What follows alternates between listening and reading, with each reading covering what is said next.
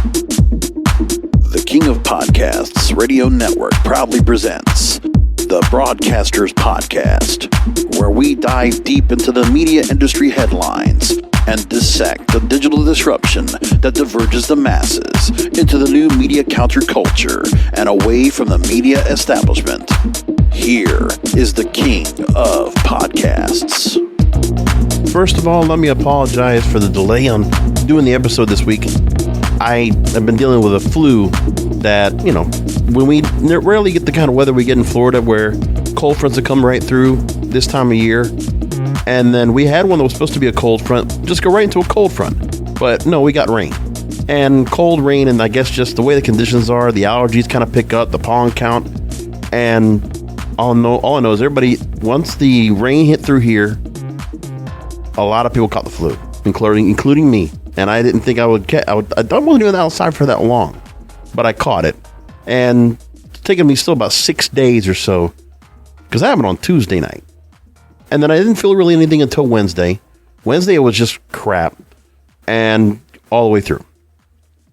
Like, it's really about since yesterday that I actually kind of feel a little bit more like myself. Today, I actually sound like myself. Because if you would have heard me yesterday, my voice was kind of off because of all the congestion.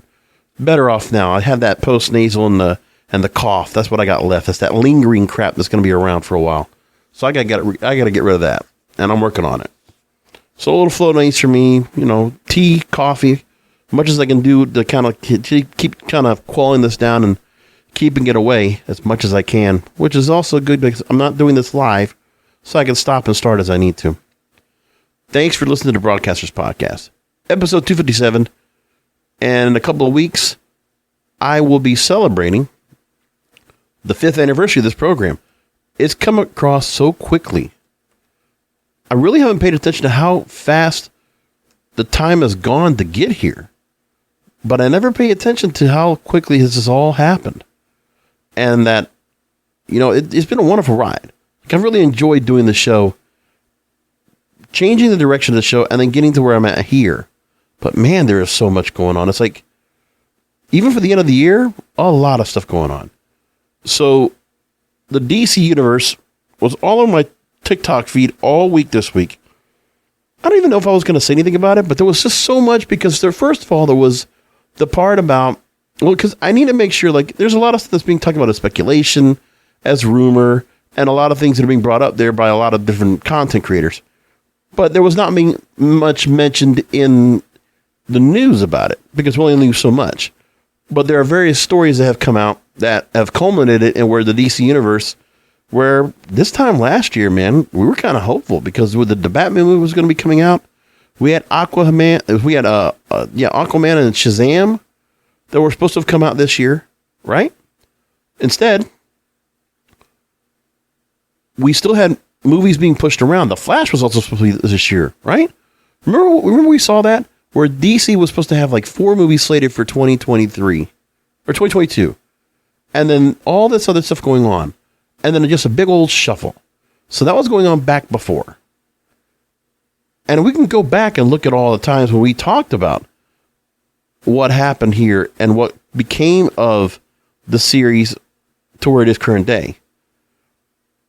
Because if I go back and look right now, I could tell you if I just look on the episodes and I look back at what we talked about, and I can tell you that it's been a lot. Because there's been a couple times I've brought up on the program. If I go back, it was several times. First of all, it was the idea where things were going after Spider-Man No Way Home, which was very good for everyone when it comes to Marvel and for the superhero movies to claim their spot in the box office after pandemic, which was great. And that was December 2021 we talked about. That's almost 2 years ago to the day. Well, almost a year ago, excuse me. But then things go along and change. And we were waiting to see if the DC was going to be able to do the same thing. Make some changes, but it didn't happen that way. And this is where people were concerned about it. And even me, I was talking about that there was a good chance things could really turn around for the DCEU, but it did not, for whatever reason. And I've talked about it a few times. If I can just go back to March 11th, after Batman comes out, we hear of the shuffle. When everything really starts going along. When going back to March of 2022, the story was Aquaman 2 would shift to spring 2023. The Shazam sequel was scheduled to go into December, but it also got bumped. And The Flash would move to next summer. Now, as far as I know, I don't know if that's going to stay like that or not. That I'm not sure of. Current day now, there were always other movies that were planning to be put together. And Walter Amada was the studio head for DC, was basically the de facto studio head for the DC universe for movies being done through Warner Brothers. But since the merger, Warner Brothers Discovery, we see how much it's changed in so many different ways. And they have ultimately decided on James Gunn and Steve Safran are the men that are going to be in charge of trying to make changes to the DC universe to reset. And they're doing a serious reset and a lot of changes. Now, a lot of people are going to say about Zack Snyder when he put out Justice League. One TikTok creator that I actually agreed with was the part of where he took some freedom from the comic books and decided to humanize and really go extra dimensions to the characters. But they didn't necessarily have to go to. Because he tried to Avengerize them. He tried to make them Avengers. When they didn't need to be. And that's the one thing that needed to be understood. Is that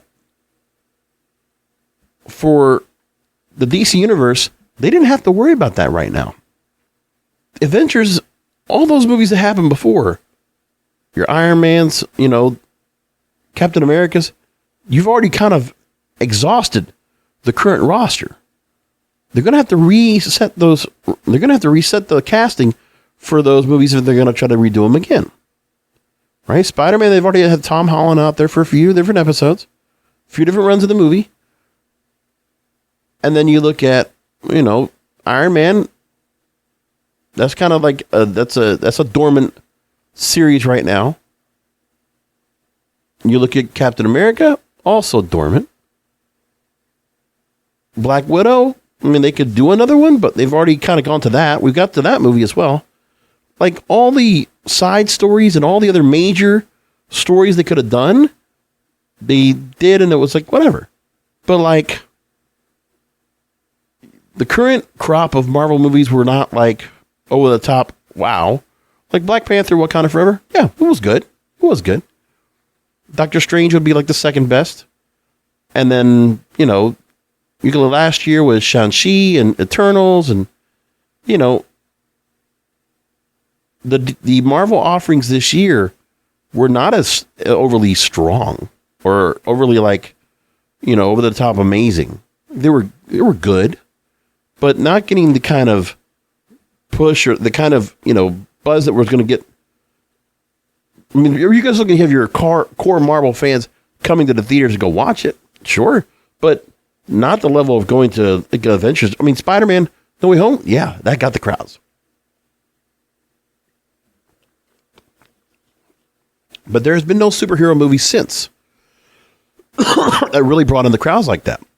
I think Black Panther did fine, but it did not pull what Spider-Man did at the start of the year. Not at all.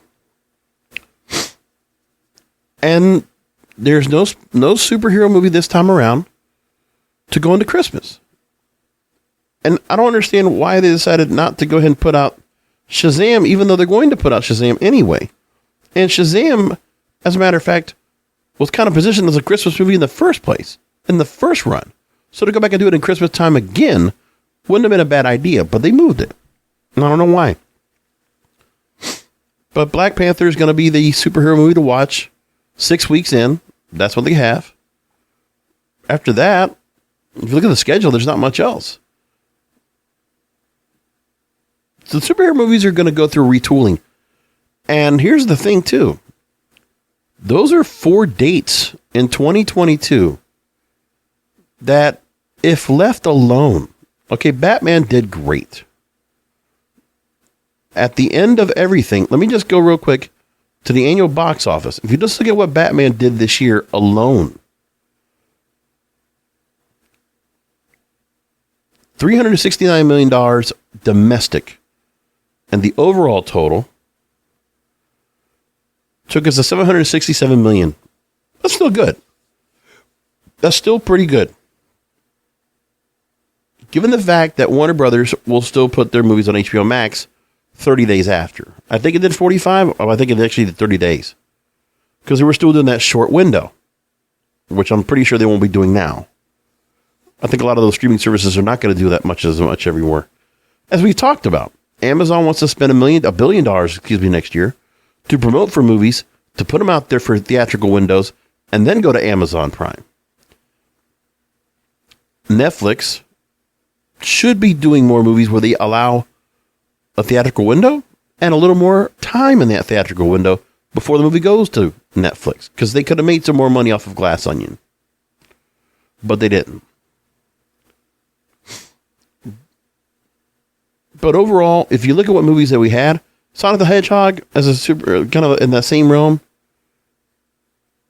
9th most popular movie this year. Spider-Man No Way Home, going back to last year, it released almost a year ago as a record. That pulled in domestic $241 million. And that's just counting the after the fact. And then Doctor Strange comes in $411 million so far. Well, that's what they've got anyway after it finished up. Black Panther, $418 million right now. And its current run with the international, $776 million. Just barely passing right now Batman. So for Batman and Black Panther to be kind of similar in the front right now for what they're getting is good. Because, I mean, Black Panther they put out on a Thanksgiving weekend. Or you put out before Thanksgiving and right around holiday weekend. Meanwhile, there was no holiday weekend to say as to why Batman came out, where they did it March 4th. And that's it. Now, and by the way, Black Adam, for everybody kind of still complaining about it, it still is the 10th most grossing movie of 2022, behind Sonic the Hedgehog. And for the movie, because it did spend $200 million on the budget, that if you go for the international, the combined right now, $390 million. That's it. So yeah, there's a lot that's still going to say that it is not going to turn to profit. Not until it goes to DVD sales. And maybe somewhere it's going to recoup afterwards, somewhere. But not from the exhibition window. And I think that's, Dwayne "The Rock" Johnson, for as much as I like him because I'm a wrestling fan. Look, he needs to do a little critical PR spin for this movie because, he did get the chance to do this movie. Did he need to do this role? Not necessarily. I think you could have had somebody else do the same movie. It would have been fine. But let's just put it like this. The Black Adam character was overshadowed because it's The Rock. It's The Rock as a superhero. I looked at Black Adam and I knew nothing about the comic. I knew the comic book and the character itself very vaguely, but that's it. I didn't know anything else. So they put this out and the movie was fine to me. Like I said, it's definitely watchable. That's what we got. Nothing else. When it comes to the genre next year, we'll get our Marvel movies next year. But like I said, there were so many different spots this year where those 4 different movies, if The Flash could have stayed in the spot, Aquaman's Shazam this year, there was so much space in between to find movies and to find times. Now, there might have been some things where maybe some other movies, I don't like the idea that the superhero movie had so much time before another movie came up and confronted it. That was the other problem. But there was also so many different gaps of movies where we had nothing going on. During the summer, look, people can go and watch Top Gun all they want, and they did. But for me, I want to be able to see other movies. Like I am the guy that goes to a different movie every week. But I'll tell you that if I wanted to go back, see Top Gun, I could have, and maybe I will when it comes to the Christmas season. I don't know. Now that's coming back to theaters. That'd be nice to go back and see one more time. I would consider it. It's definitely a movie to watch again. And watching a theater, yeah, it would be worth watching a second time. So I look and say, those 4 spots, like I still watched a lot of movies this year. But man, they really just, they put me in a place where like, I could have seen so much more this year. But they didn't give me anything. I wish they could have given me a few more movies to watch that I could have really enjoyed, but we don't have it. And I don't know why, but that was part of the things that I wish we had. And I don't know. I'm looking at my current count. I've seen 35 this year. And if DC would have kept the other movies going, I would have seen 38. Normally, I would hit 45 movies for the year. I'm going to probably end at around 36, 37. But I could have easily gotten to 40 plus, like I always do, if those movies would have come out. But they decided not to do it. I don't know why.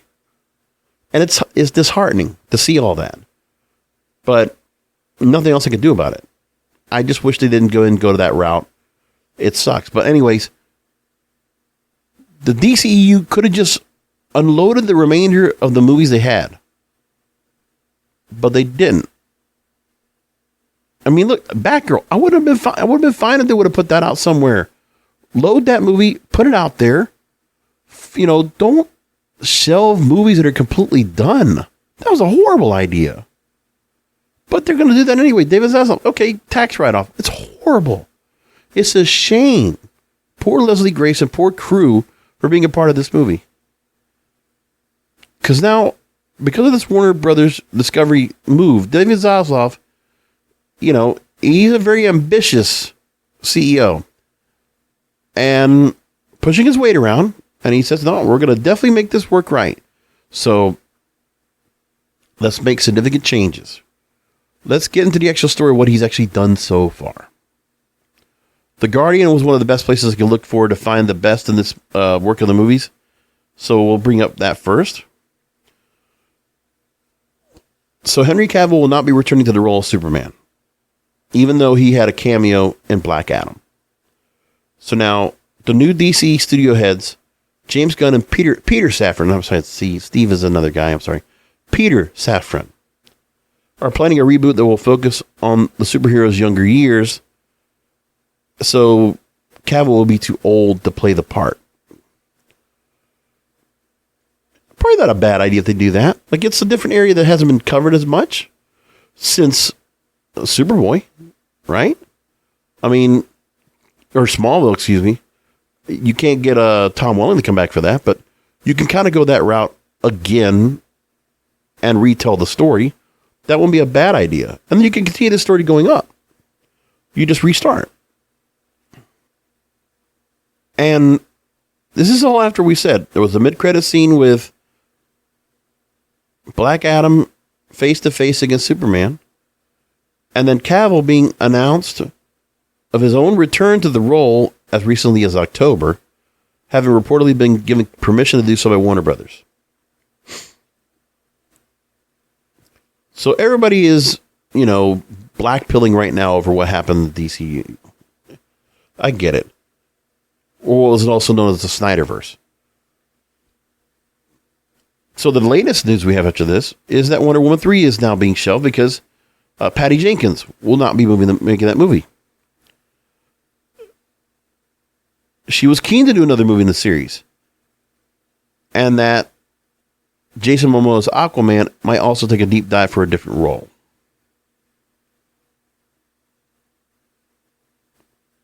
Now, James Gunn has gone on Twitter and already has said that he has a DC slate ready to go. Couldn't be more over the moon about, and they'll be sharing exciting information about the first projects at the start of the new year. So they can keep everybody in suspense for a couple weeks. So, as we've all known, DCEU has not been consistent in what they're doing. And this is where I think Guardian has it right. This writer talks about how Warner has vacillated between innovative superhero storytelling with the Batman and Joker, which the two of the best DC movies we've had in the current run, in the modern era, like in this current decade. It says 2017, 2018. Batman and Joker, hands down, best. We could use more movies like that, which is why I was glad the Batman kind of went that route too, so dark and gory, and went that route. It was actually really good. But then it was also winding back the years to the DCEU era, where you have, Wonder Woman 1984, which was not good. And I never watched a 4-hour cut of Justice League. The other part was that their whole mess also was panned because of how the Justice League was put out originally, and Batman vs. Superman: Dawn of Justice, because the critics didn't like them. And with Black Adam, The Rock, Dwayne Johnson, is trying to play damage control right now. He wants to continue to spin on this. If that's okay with him, whatever works for him, it's going to be a crush to his ego that he would take a bomb right now on something that should be a pretty, it's a big gamble. Like, it's a pretty familiar franchise. When you put DC on anything, it should have expectations. And it didn't do as well as it could have. But that's because it was just put in the DC universe. It sucks. Because, like, anywhere, if Dwayne Johnson was just in a movie that was similar to, like, just kind of a superhero movie in some sense, without the onus of it being a DC Comics character, a comic book character, of which a very finicky, fickle audience is going to be super critical of. Dwayne, you knew this was going to happen. You had to see this coming. But if people rejected the idea, now sure, you could have had people to go to see the movie on its laurels, enjoy it just because of the fact it was a movie, right?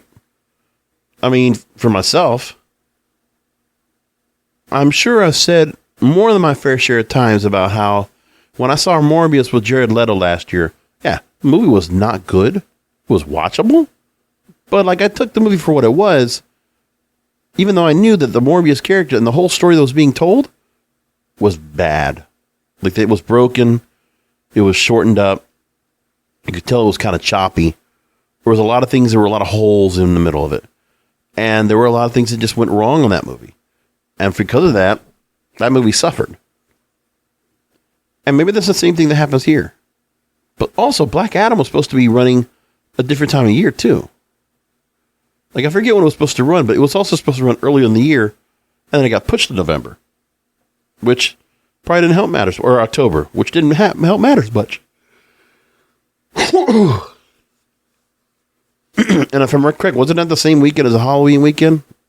It just wasn't a good time for those movies. You could think so, but if it's not in the summer, it's not right before the holidays. Usually, there's probably about 3 or 4 spots you normally would think are the right spots to put some of these movies on. But they didn't, for whatever reason.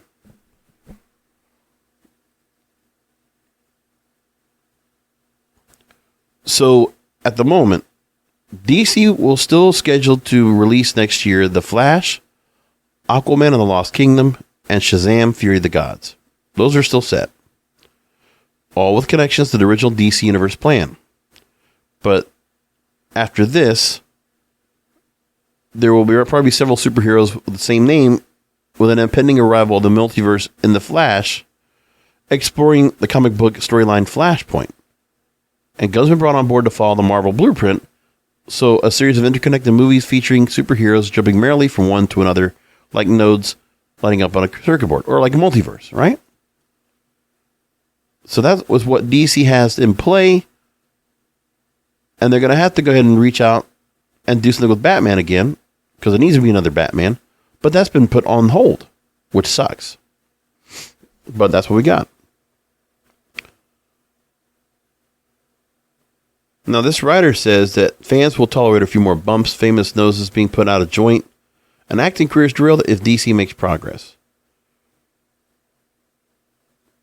But everyone has to wait and find out and see the proof in the pudding. They're all going to wait and find out if he can actually pull something off.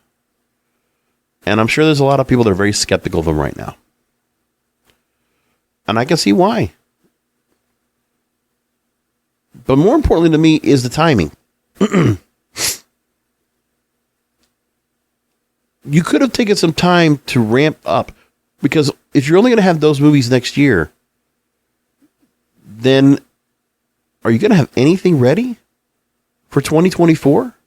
Like at the least, maybe you won't have anything for the start of the year, but will you have something for the summer 2024? Probably not. How about the end of the year? Probably not. And so you might not see anything DC in 2024.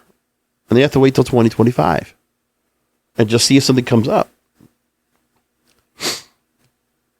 I mean, the movie theaters, they were banking on these movies too. And there's a disappointment on their part. And to the moviegoers like me that want to go see the movies, what am I going to go see? Like, I had to go do some very choice decisions on what to go and watch this year. And some of the decisions I made, I'm actually surprised I went and saw. But granted, there were some movies that I saw this year that I'm actually surprised that I did. If not for the fact that we didn't have any freaking movies to go watch. Like, I watched a couple of animes this year, which, I mean, yeah, I probably would have caught them anyway. But I saw the menu this year, and I saw the one with Aubrey Plaza's, what was it? Dirty Criminal? What was that called again? And there were some other movies I saw that was like, okay, gave it a shot. Like, I opened up because, there were just movies I wanted to go watch because I had nothing else to go see. Next year's release schedule could really use more superhero movies, but we now know what they're going to do with the DC movies. Now, what about the exact dates of them? I don't know yet. But we're seeing movies that are being put out now coming up for next year. And at least we're starting to see movies now, multiple movies wide release into the start of 2023. So nobody's going to do any more shuffling of movies around, hopefully. No more of this thought of where COVID is still like an active thing and we're going to have to worry about all that. I don't think that's going to be a thing we're going to have to deal with now. And so if I look along and I say, okay, what are we going to have? Well, right off the bat, if I'm looking along here, we don't get started on anything with superhero movies until Ant-Man and the Wasp, Quantumania, February 17th. And I already saw they already done like 2 of them, right? Yeah. I'm not watching the third. I don't know about you. I am not interested in watching the third. I guess I'll watch it because I have no choice. Because it's just, they've run that story to the ground. I don't know if it needed a third Ant-Man. But if they're going to do it, and people are going to show up, I guess, why not? Now, good news is where you get a Creed 3, March 3rd. And then after that, Shazam! Fury of the Gods is March 17th. And we got John Wick, March 24th. So, like, I got movies next year to watch. There's a lot to watch next year. So, I'm going to enjoy that part. Moving along, let's see. Guardians of the Galaxy 3 is May 5th. Fast X is May 19th. Wow. Spider-Man Across the Spider-Verse, June 2nd. Transformers Rise of the Beasts, June 9th. Indiana Jones and the Dial of Destiny is June 30th. Mission Impossible Dead Reckoning Part 1, July 14th. Man, there's a lot of movies next year. Wow. A lot of movies. They're doing another Gran Turismo? What? What's going on here? And now this I'm looking at also, they have not changed movies that were supposed to go around, but Blue Beetle would have come out in August, and they pushed that, and I guess they're not even going to, I don't even know what they're going to do with it. But I guess it's ready to go. And then also, next year, Equalizer 3, Expendables 4, let's see, the second Dune, that's November 3rd. We get Hunger Games, Ballads of Songbirds and Snakes, so November 17th. And Aquaman and the Lost Kingdom should be next Christmas.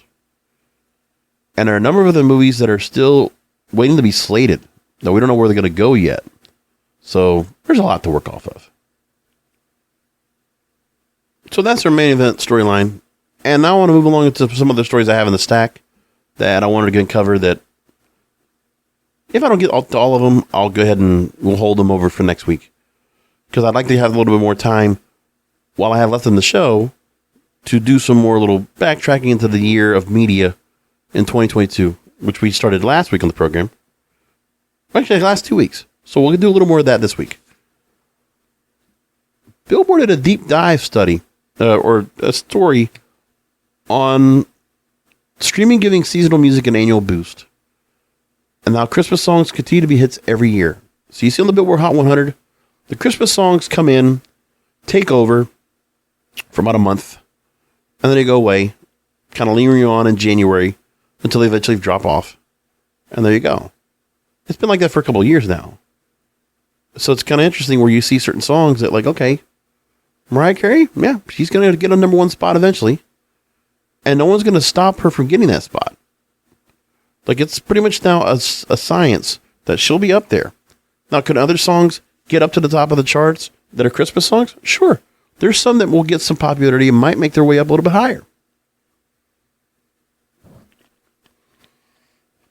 I mean, Ariana Grande, Santa Baby, or Under the Tree, Kelly Clarkson, or Leona Lewis's One Last Sleep. Who knows? But, or what, Ed Sheeran and Elton John's Merry Christmas Everyone, right? Or just the one that came out for Lizzo this year, right? There are always going to be some songs that will come back up in the lexicon when Christmas comes around. They're just doing a good job now of making Christmas songs available and getting people to start streaming them, enticing them to start streaming them right around the end of the year, right after Thanksgiving, with just enough time to say, okay, you know what? The songs will then peak exactly when we want 4 weeks out.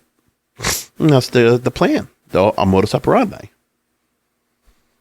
Kind of the same idea how the radio stations over here, terrestrial radio stations will still switch to Christmas music. And they'll do it for a month and then turn it off eventually. So we know that Mariah Carey right now, again, number one song on the Billboard Hot 100. I think it's her second week. All I Want for Christmas. And it holds up, stands out. And she's using it. Listen, she's doing a lot of concerts. She's got TV specials. She's doing a lot with it. When that song comes out, that's her time of year. It doesn't even matter for her now to do any more new music. She can just stick with the Christmas thing, and it's her shtick every year. She can sit back and enjoy the rest of the time. Because that song has been most sold and most listened to. I mean, when you think about how much artists used to go ahead and get for albums and how much was being made during the SoundScan era of the holiday albums that were out. Kenny G's Miracles, the holiday album, 1994, 7.5 million units. And Mariah Carey's Merry Christmas album with All I Want for Christmas on it, 6.6 million. It's a lot. And of course, we always see certain songs that will always make their way up the charts. Last Christmas, you hear a lot. Andy Williams, The Most Wonderful Time of the Year. Ronette, Sleigh Ride. Elvis Presley, Blue Christmas, among others. And it all just changes. But then also you have to think about that her song, Mariah Carey's song, holds well. It's very timeless. And then the one songs that always stand up towards the top 10 every time the Christmas time comes around are the much older standard classics. Bobby Helms' Jingle Bell Rock. Andy Williams, I mentioned. Brenda Lee, Rocking Around the Christmas Tree. Burl Ives, Have a Holly Jolly Christmas. Nat King Cole, The Christmas Song. Pentatonix would be next after that. That's a 2010 song with Hallelujah. Gene Autry, Rudolph the Red-Nosed Reindeer. And I'm going to talk about Sleigh Ride. So you imagine that the different estates for all these different artists, they're making so much money right now. Every time they do it every year. So everybody goes around and they all have their spots and people just keep making their money. They went really long on this story. I'm not going to go through the whole thing. And I'll tell you, if you ever look at the UK official chart, that thing is loaded with Christmas songs. I mean, they start so early over there. They are so Christmassy in the UK and very much about their music. Very much so. And I just think, like, it's one of those things where, okay, it's a good break from the music that's going on because, you know, if you listen to streaming, there is new music out there. But the music industry and all those people that are putting out music now, they kind of know, yeah, you're not getting anything out there right now. Like, if you're going to get your music out, you get it out before Thanksgiving. And then, if you're doing that, then your song's going to go away for a while. It might linger down at the bottom of the chart, or go away and then return. And then you hope when the return comes back, that the song will have gotten a little bit of momentum for people to say, oh, okay, the Christmas music's done. I'm going to go back to listen to regular music, and that song comes back up.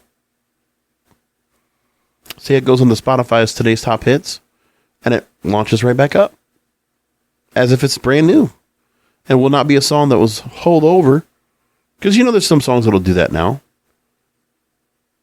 Like, once Christmas is done, Anti-Hero will go back up there and be noticed again, and people will start playing it a lot, you know. Unholy, Sam Smith, Kim Petras, that'll come back up again too. Songs like that, you'll see it happen. It's just how it works. And what's interesting is that in the UK, they're also really good about, they kind of done some things where they wanted to right the wrong, if you will, about songs that came out and never got a chance to be number one. Because in the UK, the Christmas number one is very significant for many years. Like Wham! Last Christmas, it was one of the songs that stayed at number 2 the longest.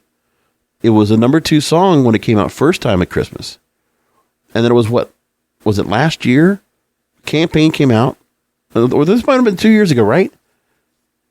It was after George Michael's passing.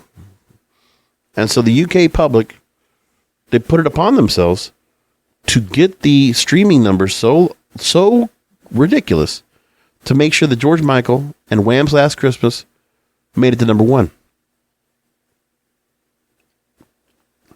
So I think for a week or so, while Mariah Carey had her normal run at the top, the UK public basically recalibrated, and Wham's Last Christmas made it to number 1 for a time to make the milestone. But actually, it wasn't the Christmas number 1, not anymore. The Christmas number 1 over there's an artist called Lad Baby. They do a charity record every year, and every time they do it, they do some novelty record, and that usually hits number 1 because people know it's a good cause. I think it's a children's charity they normally do, like a hospital charity, I think. And they always get a pretty good audience for that. So I'm going to just give you the heads up now that as I've been recording this tonight, like I'm still getting over the flu. And so this lingering cough is a nuisance to have to stop and start in between. And I want to go ahead and not make it too much of a hindrance. So I want to continue next week. I don't have a lot left over to go and talk about. I'll give you a couple quick rundown of what I have for next week that I already know I'm going to bring up for next week's show. There was an LA Times story about the uncancelable comedy of Dave Chappelle. 10 biggest music stories and trends of 2022. Billboard put that out. Social media entering its flop era. And journalism being threatened by social media. Chris Slitt, the new head of news at CNN, says that, quote, so much of what passes for news is name-calling, half-truths, and desperation. A Deadline report on that. I want to bring that up next time. And iHeartMedia looking to cut out U.S. real estate footprint in half. So their physical office space, they want to cut in half. More budget cuts. I mean, how many more people can they lay off, right? There's part of that. So that I want to bring up for next week. And I want to continue the Year in Media next week as well. Because if I keep going right now, I don't want to keep coughing up a lung on a regular basis. So we'll leave it there. And I appreciate you being patient with me while I put the show out. A few days late, but like I said, I was sitting in bed and struggling to talk the last couple of days. For any of you listening to my wrestling podcast at all, my 10th anniversary show, I actually celebrate the 10th anniversary of being an independent podcaster, doing my own independent content 10 years ago, today as I record, December 18th. And so I'm very happy about that. And I wanted to try to get myself, after Tuesday night, I was trying to get myself up to a certain level so that my voice would be good enough and hopefully be feeling good enough to actually go ahead and record and put the show out. That one, but like if you hear my voice on there, it's raspy, it's bad. Today it sounded much better. And so I wanted to make sure I got this show out and get it done. And now we come back to next week. I'll have all these stories, and there's obviously going to be other things that are going to happen before then. But we'll talk next week, and remember that content is king, and the control of your content is in your hands.